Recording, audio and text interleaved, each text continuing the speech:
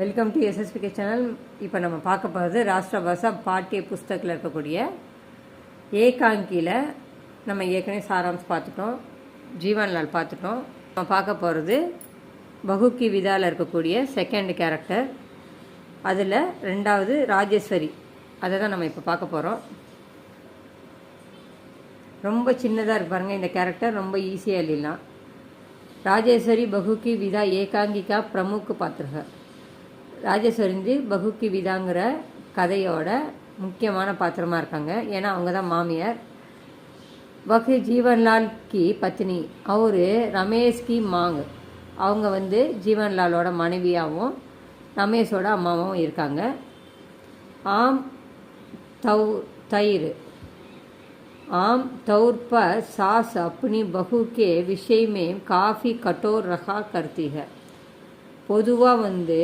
பொதுவாக நம்ம கேள்விப்பட்டது என்னென்னா, மாமியார் தன்னோட மருமகள் விஷயத்தில் போதுமான அளவு, காஃபினா போதுமான அளவு, கடுமையாக தான் இருப்பாங்க. லேக்கின் ராஜேஸ்வரி இஸ்கா அப்புவாது है. ஆனால் ராஜேஸ்வரி இதற்கு விதிவிலக்காக இருக்காங்க. அப்புவாதுனா விதிவிலக்காக இருக்காங்க. ராஜேஸ்வரி மம்தா கி மூர்த்தி है. ராஜேஸ்வரி மம்தானா தாய்மை உள்ளத்தோட ரொம்ப அம்மா பாசம் உள்ளவங்களாக இருக்காங்க. அதோட உருவமாக அம்மா பாசம் ரொம்ப அதிகம் உள்ள உருவமாக அவங்க தெரிகிறாங்க. நம்மளுக்கு இந்த கதையில் காமிச்சிருக்காங்க. ரொம்ப பாசம் உள்ள அம்மாவாக காட்டியிருக்காங்க அவங்கள. ஹர் மாங் ஜான்தி है. ஒவ்வொரு அம்மாவுக்கும் தெரியும் कि बहू भी किसी मांग की बेटी है. ஒரு மருமகள்ங்கிறது ஏதோ ஒரு அம்மாவோட பொண்ணு தான். ஏதோ ஒரு அம்மாவுக்கு பொண்ணு தான் நம்ம வீட்டுக்கு வந்திருக்க மருமகள் அப்படிங்கிறாங்க. जैसे राजेश्वरी गौरी की राख देखती है, वैसे ही कमला की मांग भी कमला की राख देख रही होगी.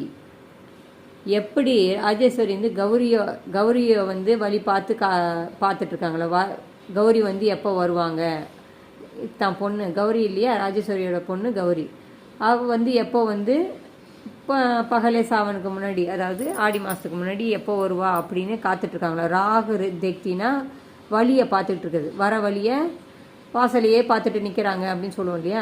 அந்த மாதிரி வாசலையே பார்த்துட்டு நிற்பாங்க இல்லையா. அம்மா பொண்ணு வருதுன்னொன்னே அம்மா என்ன பண்ணுவாங்க, வாசலே பார்த்துட்டு இருப்பாங்க, எப்படா பொண்ணு வரும் அப்படின்னு. அதுதான் ராகு தேக்தி, அம்மா பார்த்துட்டே இருக்காங்க. வைசேகி அது போல தான் கமலா கி மாங்கு பி, கமலாவோட அம்மா கூட கமலா கி ராகு தேக் ரகி ஹோங்கி. கமலாவோட அம்மாவும் என்ன பண்ணுவாங்க, கமலா வர வழியை பார்த்துக்கிட்டே இருப்பாங்க, காத்துக்கிட்டு இருப்பாங்க. इसलिए वह प्रमोद को अपनी ओर से 5,000 देने को तैयार होती है. இதனால் அவள் பிரமோதுக்கு தன்னோட அப்படியே தன் பக்கத்துலேருந்து, அதாவது அவங்க கையில் வச்சுருக்க காசை, அப்படியே அவங்க கையில் வச்சுருக்கக்கூடிய 5,000 ரூபாயை 5,000 தேனே கோ 5,000 ரூபாயை கொடுக்கறதுக்கு தயாராகிறாங்க. நீ எடுத்துக்கப்பா, கொடுத்துட்டு தங்கச்சியை கூட்டிகிட்டு போ அப்படின்னு சொல்லி 5,000 ரூபாயை கொடுக்குறேன் நான், நீ வாங்கிட்டு தங்கச்சியை கூட்டிகிட்டு போப்பா அப்படின்னு சொல்கிறாங்க. ராஜேஸ்வரி अपने पति जीवनलाल के लालची स्वभाव को पसंद नहीं करती. ராஜேஸ்வரிக்கு தன்னோட கணவன் ஜீவன்லாலோட பேராசை குணம் கொஞ்சம் கூட பிடிக்காது.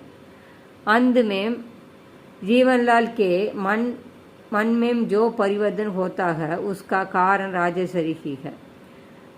இறுதியில் ஜீவன்லாலோட மனசு எந்த மாற்றம் அடைஞ்சதோ, என்ன மாதிரி மாற்றம் அடைஞ்சதோ அதுக்கு காரணம் யாருன்னு பார்த்தோம்னா ராஜேஸ்வரி தான் காரணமாக இருக்காங்க.